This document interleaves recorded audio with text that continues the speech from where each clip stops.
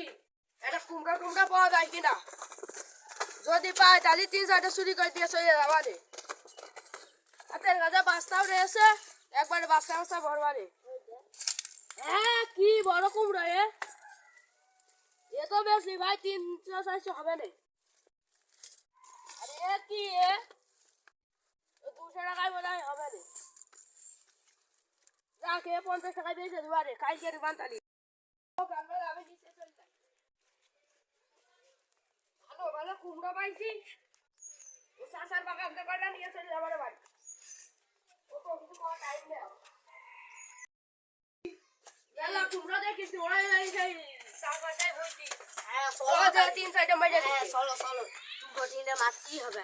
মেলা টাকা হবে রে, বলে হবে না। হ্যাঁ এইটা ওইটা আর ওইটা। ও বাবা ওই